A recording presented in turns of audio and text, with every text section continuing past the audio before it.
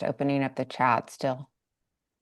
So sorry, Hi, just so I can everyone. see it. Welcome to the Wednesday morning series. Kristin Snowden is joining. This is the first of 2026 with Kristin. And I have probably, hopefully, your ears are buzzing because I have shared so many of your previously recorded webinars and commented on your resources for partners, particularly. But this is universal. This is just good stuff. I also have pulled out the Life Anonymous book multiple times because again, just good stuff for living. Often people, it's just a framework. The 12-step program is a framework for living in a world that is kind of chaotic, and so it gives some tools. So, good stuff. I really appreciate it. We're on a shorter time frame today. So, Kristin, what do you have for us today?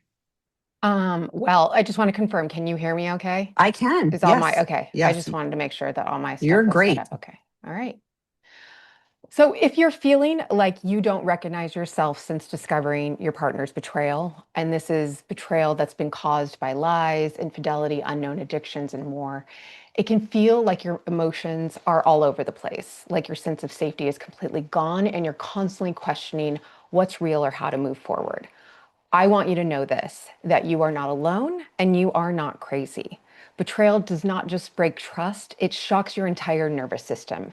It can leave you wanting closeness from your partner while wanting to push them away all at the same time. You can feel this desperation for support from that person and others, but then you don't want to trust anybody and you don't feel safe and you wonder if you'll ever feel safe again. So today we're going to talk about the immediate aftermath of what happens when you discover the betrayal, the very crisis-filled, overwhelming first weeks and months, because I want you to understand what's beneath it all. I want to normalize these behaviors for betrayed partners and their loved ones. And I want you to know that the more education that you can bring yourself, the betrayed, the betrayer, the addict, the faster you will get to the path of healing. And so we are going to discuss the the common crisis-filled symptoms and issues and struggles that we experience immediately upon discovering the betrayal. Hi, my name is Kristin Snowden. I'm a licensed marriage and family therapist in California and life coach, and I help individuals and couples navigate these very big, overwhelming relationship crises.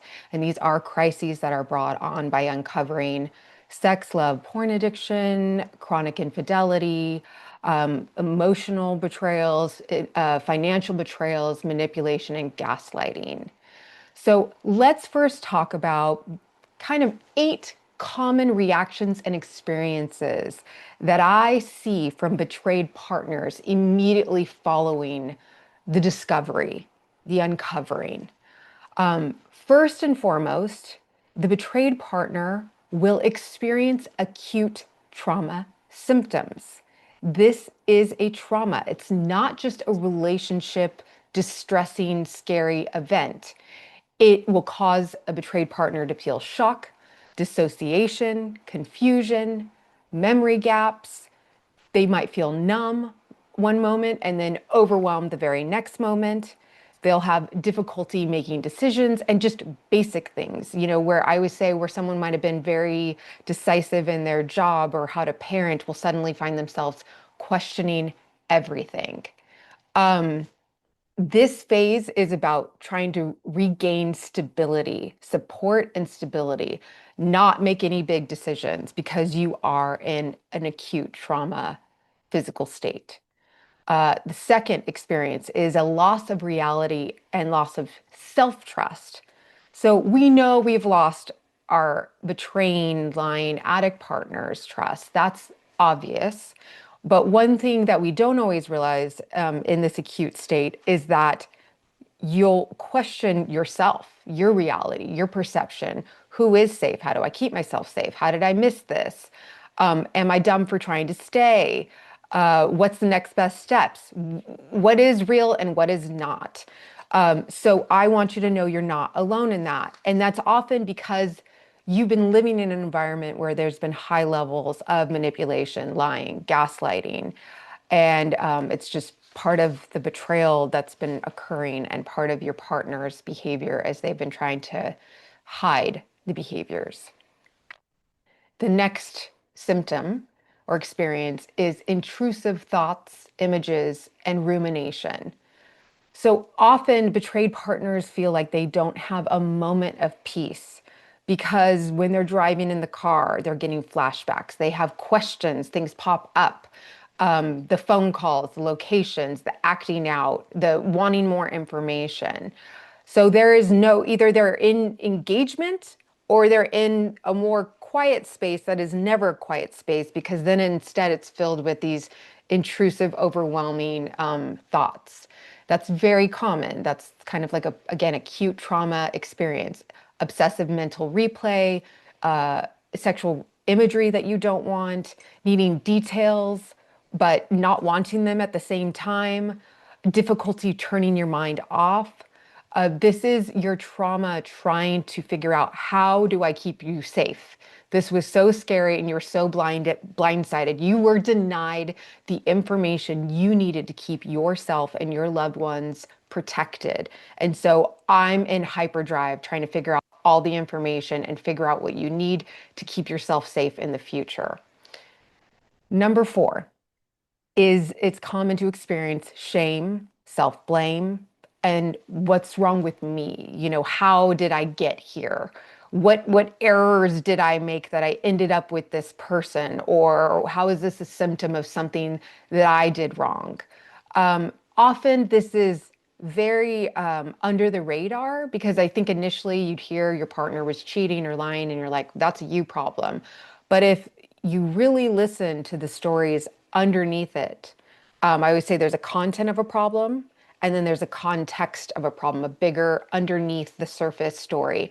And there'll be a story of how this was your fault, how you might have caused it. Because what it is shame is always trying to create a story about how you might have caused it because that's an easier pill to swallow because then if you caused it, I can maybe figure out a way to prevent it in the future. If you didn't nag so much, if you made more money, if you were more hypervigilant, if you asked the right questions, if you managed his or her drinking or substance abuse sooner or better, if you stay on top of him or her and make sure he or she goes to her meetings, it's like these things that you want to do to control it because, again, life feels so out of control.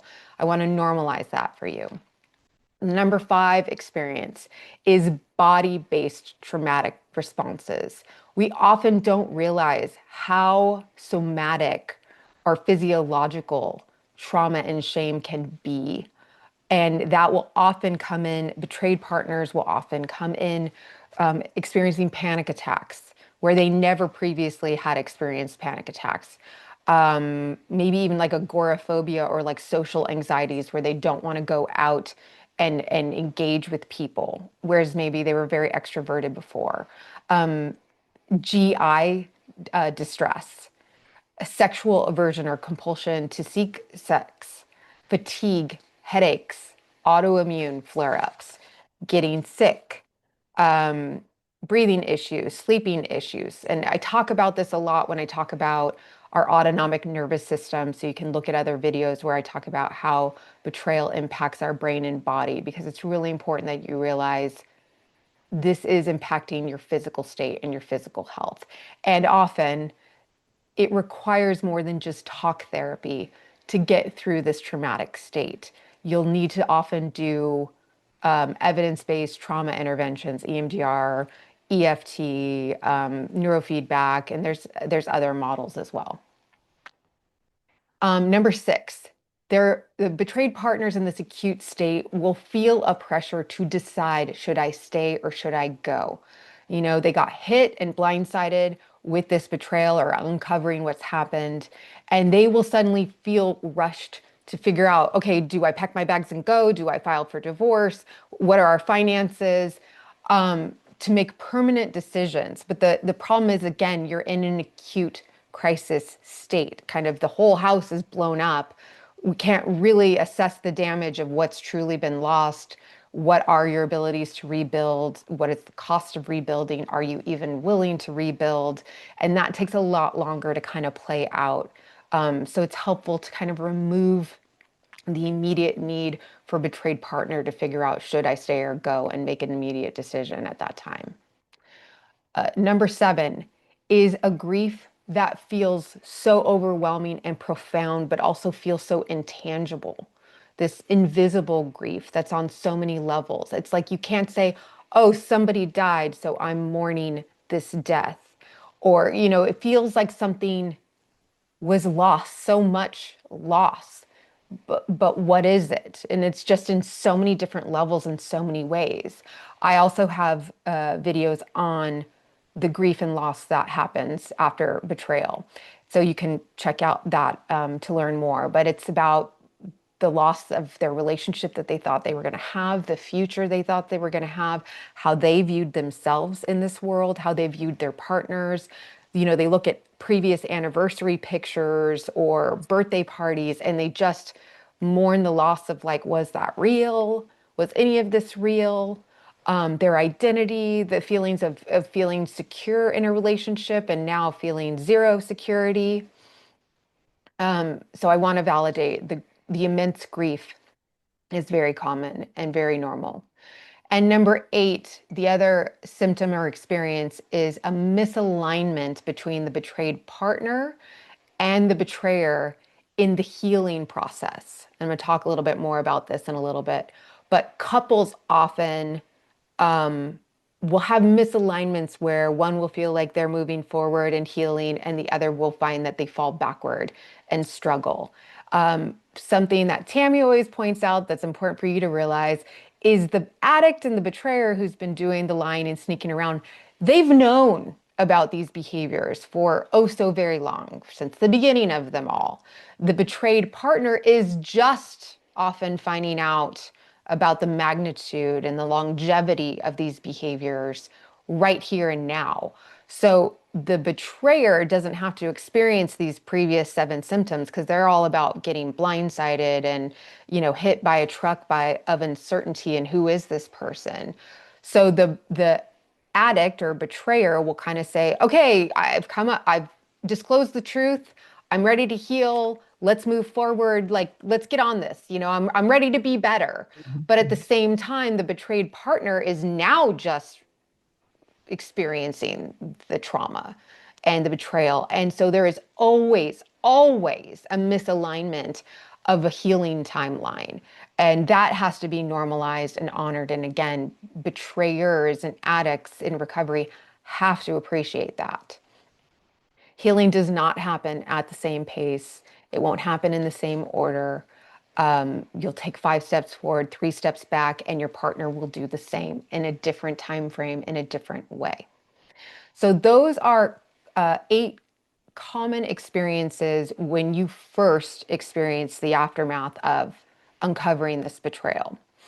Now I kind of wanted to dive into a typical couples interaction and what I tend to hear when the couples start coming into therapy. Now, let me caveat this. I have done previous videos that discuss how jumping into couples counseling is not exactly the right decision. I know we're taught, like, when something explodes within a relationship, we should go seek out couples therapy. But obviously, there's a lot to be done before that. There has to be levels of stability, which means the acting out partner needs to stop acting out.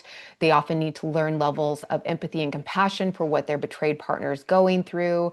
They often might need to do an entire recovery program because their behaviors were more aligned with a sex, love, porn addiction type issue rather than, let's say, a single infidelity that was just from a dark season of their life. I don't know. A professional should help you assess that and help you figure out what's the right way to handle that.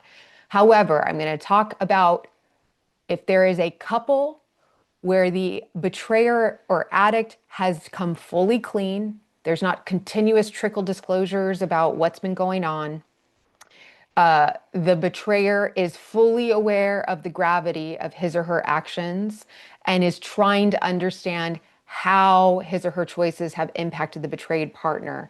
And both partners have expressed at least a willingness to repair or explore if that's possible. These are a few things that I notice by most betrayers and betrayed partners when they seek therapy. So hopefully I caveated that enough for you.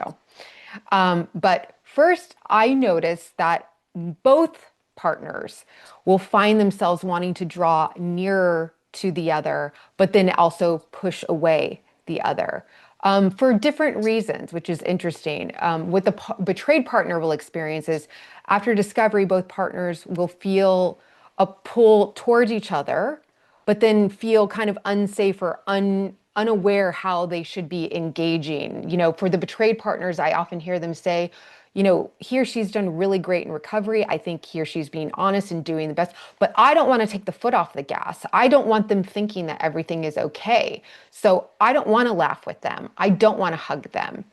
We just went through the holidays, and some betrayed partners will say, I kind of want to lean into my family and pretend like everything's okay, but I'm still so angry. And it's so common to have this push pull where I'm so scared and I'm so sad. I want to lean into my intimate partner, but my intimate partner is the one who has harmed me the most and has caused this crisis. And so I find myself stuck in this really confusing push pull. And the problem is that it will make the betrayed partner feel like what we call it in our clinical world, like a disorganized attachment, where I love you, I hate you, I love you, I hate you. And it can feel very insecure, but really it's a trauma response. It's like this instinctive, you're my partner, so when stuff happens, I want to lean towards you. That's a secure, normal response. But then it's like, oh yeah, you're someone who I cannot trust a single thing you say or do. I fear you.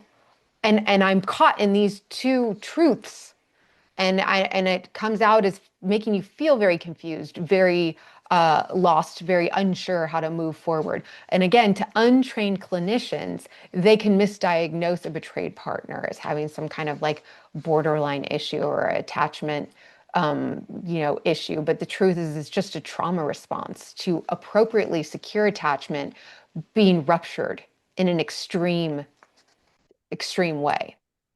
And for the betrayer or addict, I've had them say, I'm trying my best. I'm obviously in a heaping pile of shame around what I've done. I struggle watching my partner struggle, and so I instinctively like want to hug them or move towards them, and I feel really gross for what I did. So I want someone to love me and tell me that I'm not bad and I'm not wrong. But I don't know what to do with this. And so I try to normalize both of those experiences because they're just all truths that exist in this really complex experience of betrayal trauma. Um, as time goes by, with enough consistency, predictability, talking, trauma work, you can move through those experiences. But at the beginning, it feels so confusing and so off from who you are and what you know to be. Okay, so number two is the sense of feeling alone and unable to lean on others, and a growing mistrust of people in general. So this is mainly for the betrayed partner, but it's again the same idea that I'm in a full-blown crisis, and humans, when they are in a state of fear or in a state of celebration, they instinctively want to move towards others, to their people. But the traumatizing event is that the person you trusted the most became this unpredictable, scary person that you had no idea was capable of doing these horrible things. And so now suddenly that has spread to a level of distrust for every person around you. Who can you trust? If I didn't have the radar to know my partner was lying, who else is lying? Who else lives like this and just lies and breaks laws and breaks commitments? So you'll naturally pull away. But then there's also these other levels of like, who can understand this? This is just a ridiculous story. Who can understand what's happened and then not judge me and then not try to turn this into like a soap opera? And then what if I do stay with this person? Then I'm going to have this like shame of like, oh wow, he or she stayed with this like really messed up person. How messed up is she? Or I also hear betrayed partners say, if they disclose this stuff to trusted loved ones, their community, their community might push them to be, oh, leave the person. You're crazy for staying. Oversimplify the trauma responses or just not even understand them. Don't grieve it. Like just pack up and call a family law attorney immediately. Or create loyalty binds or additional shame that just, oh, like a betrayed partner is already just trying to figure out how to navigate their life with their lying addict partner. Like they don't want to navigate friendships and family members and their reactions and play educator to them. Like they just want help and support and non-judgment. And again, that's why I always have betrayed partners groups, because I do find betrayed partners need to tell their story. They need to be in these trauma responses of I'm staying 1 minute, I'm leaving the next minute, and be in a place and space where another betrayed partner says, I get it. I know. I can sit with this. I can sit with this story. I can sit with this uncertainty. I've been there. This has happened. And so I always have betrayed partners groups because I think that is exactly what betrayed partners need when they're in these acute crises. Okay, the next is struggling to find safety and consistency. So, after the discovery, a betrayed partner will report feeling constantly on edge, scanning for signs of danger or deception, difficulty relaxing, sleeping, focusing, a sense, and again, to go back to the drawing near and pulling away, betrayed partners will often express this like, well, I want him or her to start working from home 3 days a week because now I can keep tabs on what my partner's doing. That he or she's not acting out, not lying, not cheating, not talking to the affair partner. But then at the same time, it's like, oh my God, but now you're in my space more. And so it's struggling to find the safety, something that feels safe for you, which is like, okay, I see you, I know you're not acting out because you're in front of me, but at the same time, you're like the perpetrator that's hurt me the most. And so that feels really scary to me. And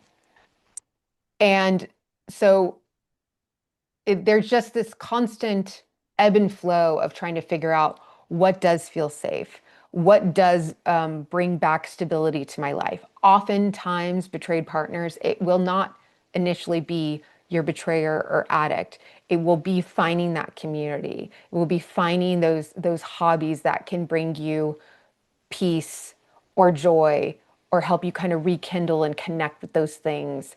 Because as we know, it's just so hard. Those moments are so few and far between once these discoveries happen. Number four is I hear so often, especially in these initial stages, the betrayed partner and even the partner who has acted out question the healing process and whether recovery is possible. It's so common to kind of be moving towards repairing, but at the same time, having the addict say, will my betrayed partner ever trust me again? Or am I going to be punished for this for the rest of my life, even if from here on out I'm truthful, or what am I going to do that's going to cause my partner to finally pack up and leave, and kind of feel like they're walking on eggshells, like, will this ever get repaired, or will I always be a secondary citizen in my marriage?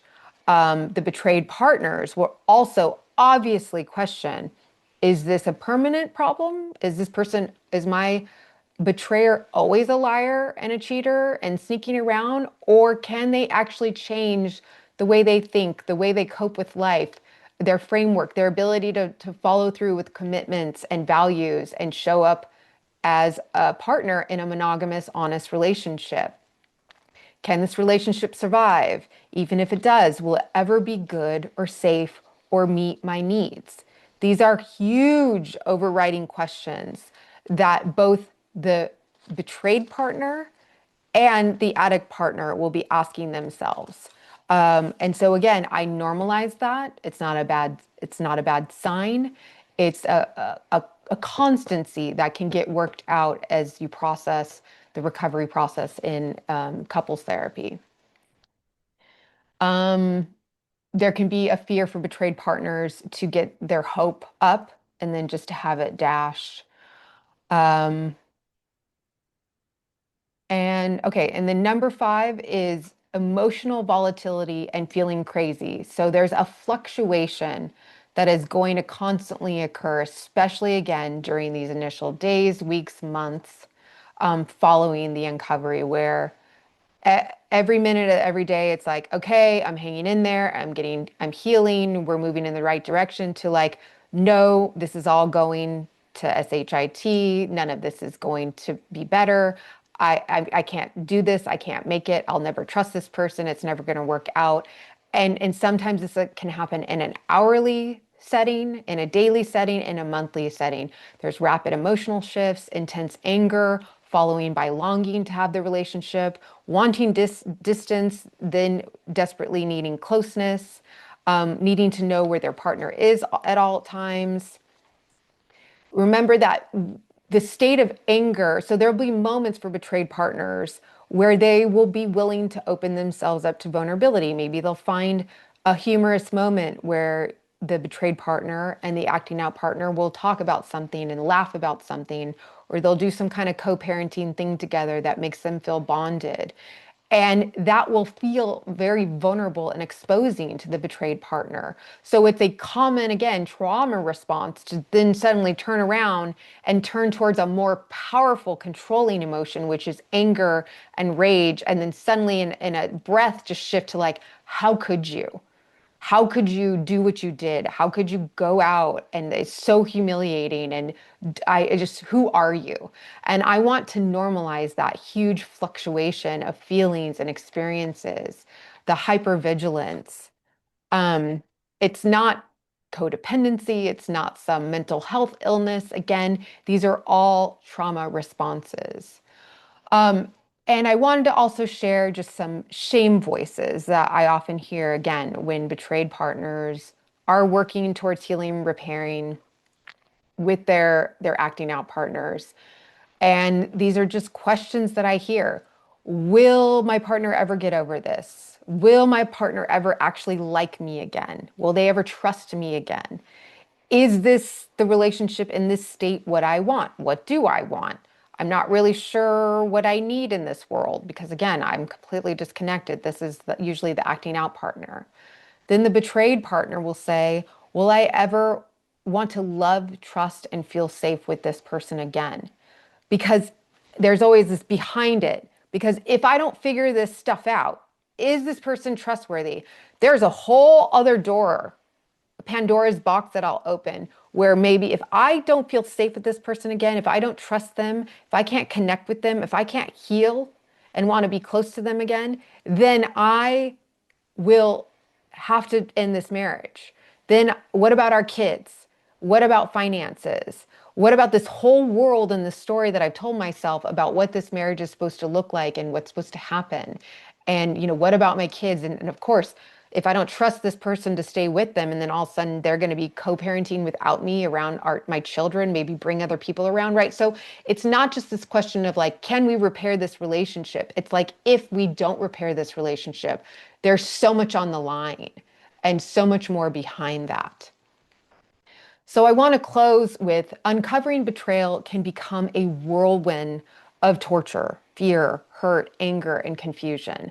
But the more that you can educate yourself, educate your partner while working with trained professionals who do this stuff for a living, the better your outcome will be. And with that said, I want to let you know that I have now 3 new groups that are starting in February, including a men's only betrayed partners group. So I have a few women's only betrayed partners groups.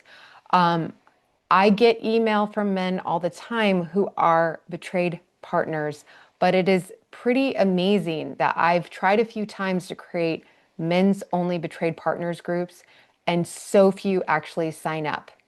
So I'm going to challenge you that if you are a male betrayed partner, I'm going to challenge you to sign up for a men's group and see what the experience is, because it's very interesting to me how many are willing to seek out individual support and say I'm struggling, but be unwilling to go into a men's betrayed partners group. And with that said, Tammy, take it away with the questions. Well, two things on that note. We've had, well, we have a drop-in group for male betrayed partners. I will let the person who hosts that know about your group. That's different. But we've had the flip side of it where we tried to do a female addict work group. We tried 3 or 4 times and we'd get 1 or 2 people to sign up. So they wanted it, but they didn't, they weren't willing to engage with it. So there is something Hmm. about the dynamic, and there was somebody who was going to do a research project on male addicts and patterns of how quickly they fall off of therapy. So Hmm. I'm going to check in with her because I haven't done that in a while. So we have a little shorter time because Kristen has to leave today. I can't keep her.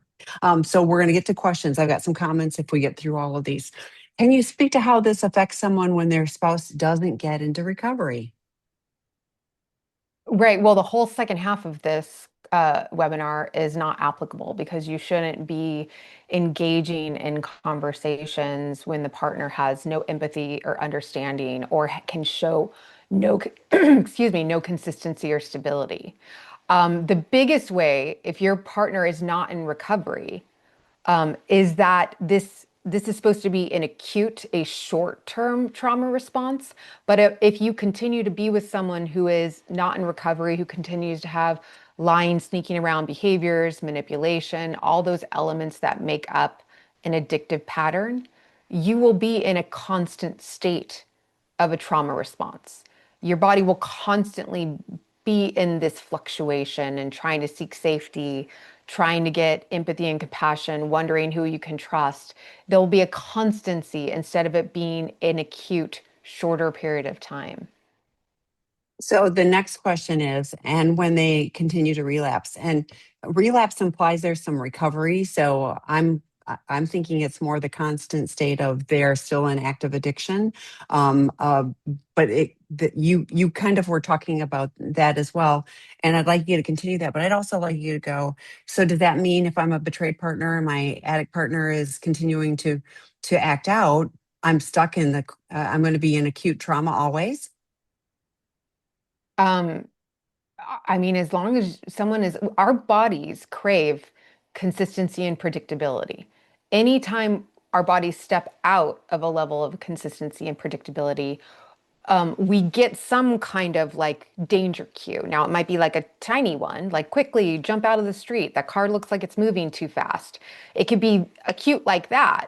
But if this is your intimate partner, that his or her choices have something to do with everything, your financial security, your children, your own physical safety, and they are still being inconsistent, unpredictable, unstable, your body will feel that way all the time. So a couple of things. In addition to Kristen's groups, we have the betrayed partner work group starting soon, and the healthy boundaries. And I can't help but wonder if a healthy boundaries work group could be useful for you. It's internal boundaries too. So for some people, it's like I am not going to.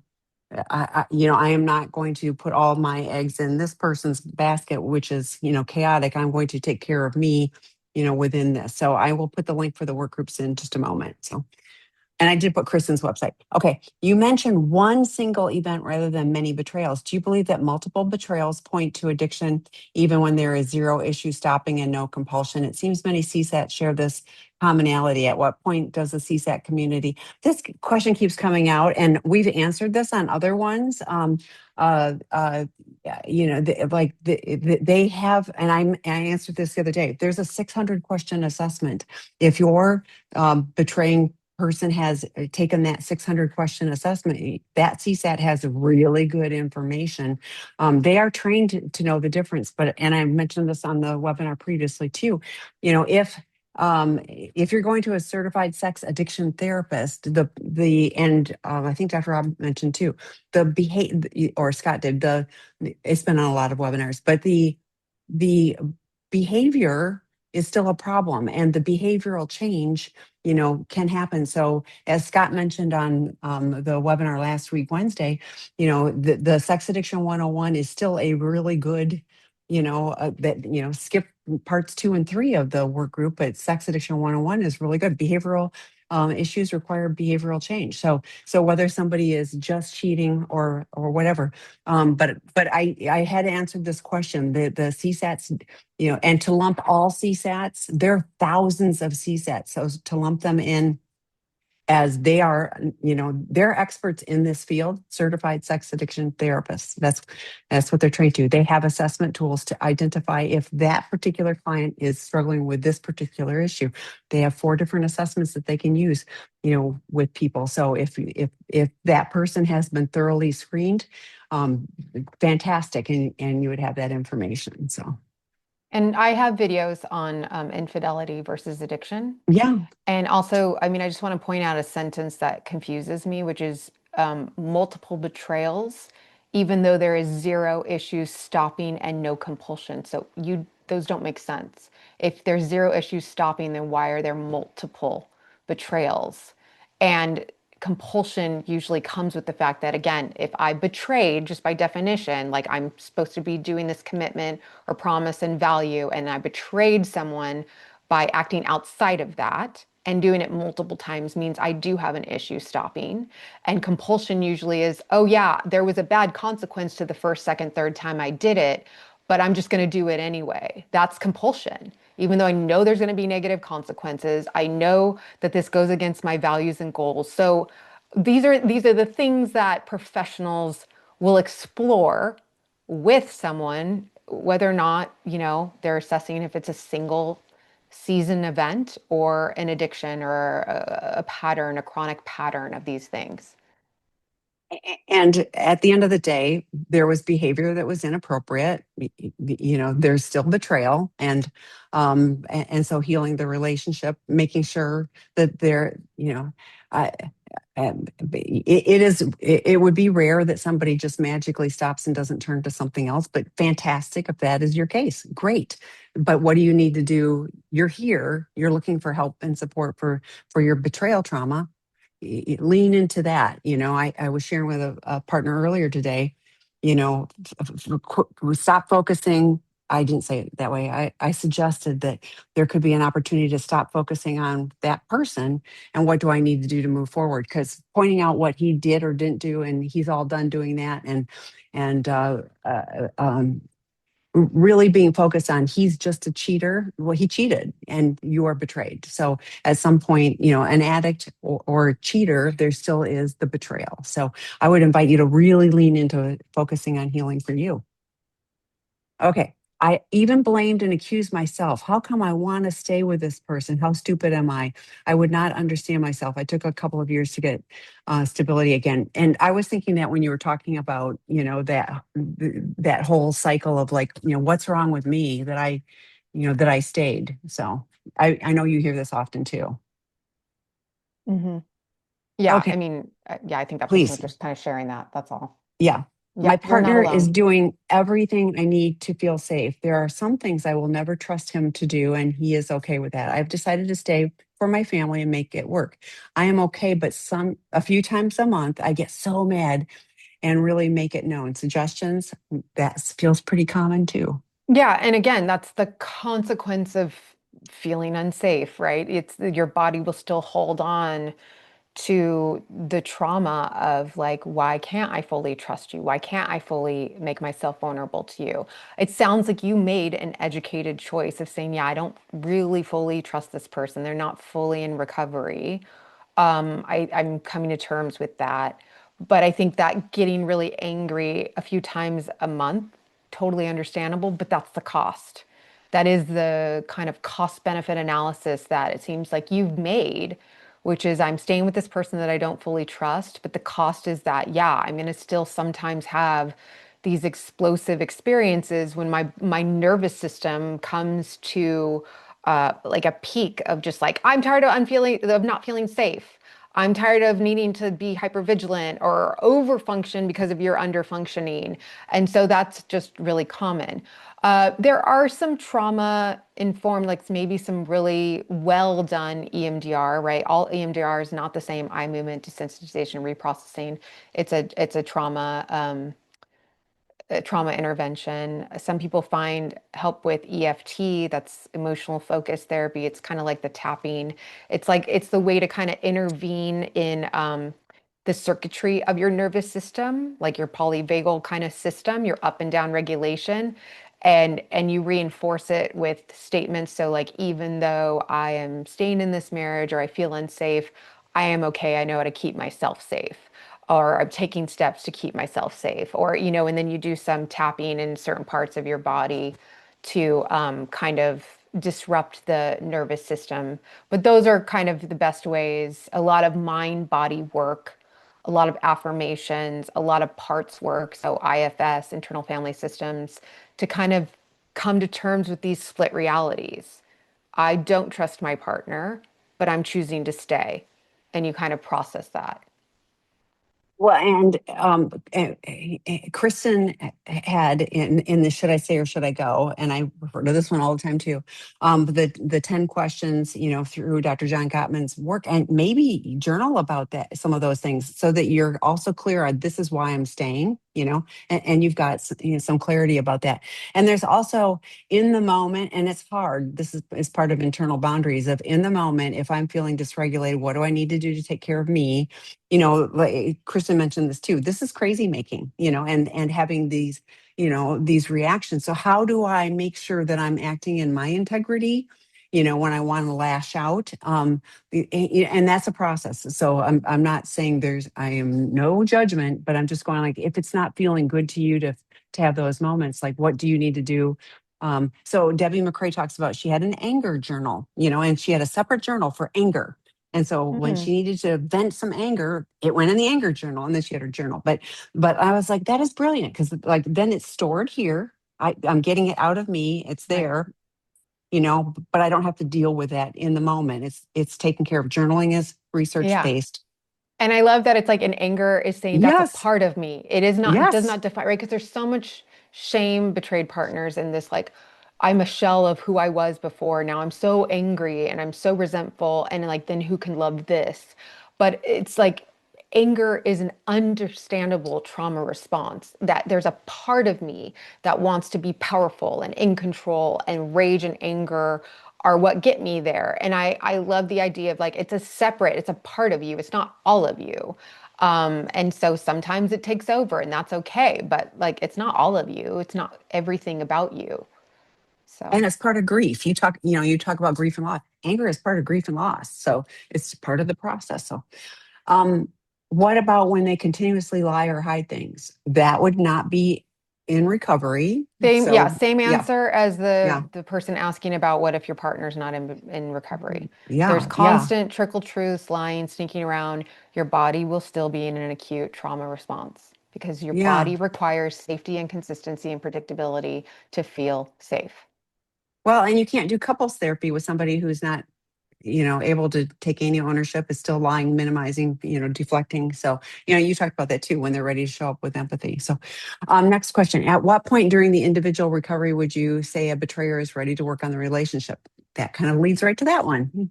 Yeah. So I say that again. I said there's a video I did on when to go to couples therapy, or, Mhm. listen to this before going to couples therapy or something like that. And I talk about that. But again, there needs to be some level of stability where your partner, well, first of all, for the liar or addict or betrayer, that they have disclosed everything. There's not trickle truths. There's an understanding of they've been educated and willing to accept the education of what their betrayed partner is going through, right? All this stuff that I just said, this acute trauma response that they have to the trauma that they're in. So they have empathy, compassion, a willingness to be honest, and that both are deciding to come to think about repairing, right? Not certainty of repairing. It might just be like, oh, we still have young kids, so I'm not ready to throw in the towel. So let's figure out how to co-parent and be in the same space together. That's okay. I can work with that. And I'm going to go get the link to the series, because it's Kristen's first part of the 4-part series of Should I Stay or Should I Go? could be useful for you to consider. I will also say that while couples therapy isn't recommended, until there's a certain time, often there is a need for some navigation for each of you. So it wouldn't be couples therapy, but it could be couples like we just need to figure out how to live in the same house and be able to communicate without, causing a major war. So sometimes, a couples therapist or your individual therapist can do conjoint therapy with the two of you just to get some ground rules of this is how we're going to interact and what we're going to do. So different, but there could be an earlier intervention type of thing as a coupleship. Okay. Sometimes a betrayer does not even remember an event when I mention it. I really believe that, and then I leave it at that. Is that a healthy response of me?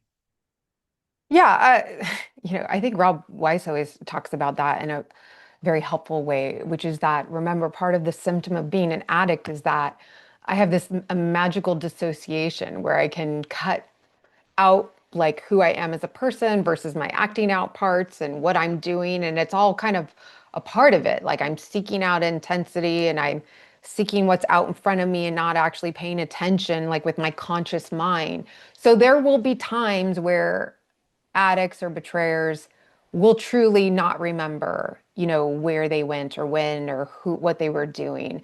I don't think they're being manipulative. As a therapist, I dig really deep for that because I also don't want that to be an excuse where it's like, oh, sorry, I plead the fifth. I don't know. I don't recall that conversation. I push hard on that, but yeah, sometimes that's the case. And I think yeah, I guess sometimes you have to trust your instincts. It's not a bad response. It's not like you're trying to shove your head under the sand. Yeah, and I think I know the compartmentalizations are Scott, who co-authored the book Anonymous with Kristin, has talked about being in the bubble, and it really is is there, and it isn't an excuse.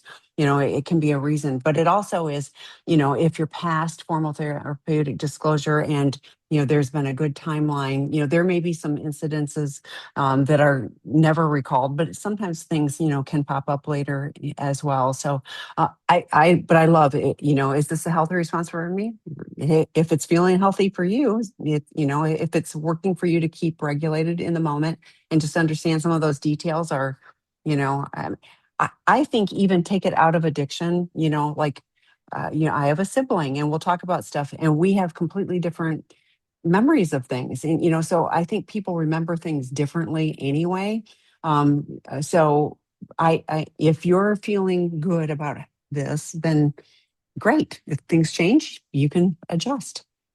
Kristen, can you tell something about your course, Toxic Cycles? What is a toxic cycle anyway? That's a great question. Um, I have a couple different courses, and I think I've changed the name of them over time. But I do have like a master class, which I feel like is just everything. When I worked in addiction treatment at my treatment centers, I ran groups regularly, and it's all the material that I feel like resonated the most with my clients. So whether they were trade partners or people just struggling in general, or addicts, my relationship masterclass is just like kind of all the things that I felt like resonated with everyone, and I put it into a course. There's a second smaller course that I think also I sell it on like another website, which I think it might use the terms toxic cycle. That, by the way, I don't think is applicable to like betrayed partners and their addict partners, but it's a education on like a secure attachment versus avoidant attachment versus insecure attachment, and how sometimes when we meet a person, they might trigger our insecurities or our anxieties or our avoidance for connection. And then it can really take on this very toxic system of where I'm just more acting out of desperation to keep the relationship at all costs, even if it's at the cost of my mental health, my physical health, my well-being in every other facet of my relationship. Or I engage in this constant avoidance with this person, high levels of criticism. I push them away. And then we engage in these really, I mean, sometimes these relationships can be very dangerous. There can be active suicidality, passive suicidality, sometimes violence. Um, and I think I cover some of those topics in that shorter course. I think that's what you're referring to. But it's not by any means my labeling that like it's like for specifically if you are an addict and a betrayed partner that like applies to you in any way. I I've linked her website. Check things out, and she'll answer questions if you've got questions about those specifically. But all of this, like Kristen was saying too, education is useful, and not everything and everyone will be useful for you, but there will be nuggets in most things that will be helpful. Okay, this is not even close. Very good recovery, but I will never be that vulnerable again. I don't even know. I'm not sure the Yeah, context, yeah, I but don't either. if it's even close about, well, let's just even take that. I will never be that vulnerable again. Yeah, I want to normalize that statement. That is okay. It's completely understandable. I think a previous commenter was saying, I'm staying for like the yeah, kids or the yeah, family. Um, but I always say, look, I get that 100%. But then I just go to that betrayed partner. I say, how do we make sure we keep, like help you feel safe in other facets? How do we develop your support system outside your partner? Because your partner is not going to be this source where you can have this vulnerable, intimate connection, where you can experience safe intimacy. So, can we create a betrayed partners community, some other community, a spiritual community of some kind, hobbies, friendships? Where you can feel a version of that. So you might not feel safe in your intimate partner connection, but you can get it elsewhere. It's understandable. There's some people that are just like never willing to expose themselves to that level of vulnerability again, and it's hard to ever want to argue them out of it. I just always want to step back and say, how is that working for you? If it's working okay for you and you're feeling comfortable with it, then okay. so I hear you saying that about the primary relationship, but I do hear some partners, and I don't think that's what you were saying, but I want to check, like that go, I will never be that vulnerable with anybody ever again, because you were kind of saying find people that you can trust. Or is there always going to be that little bit of I'm not going to go 100%? Yeah, I think that's an open-ended question.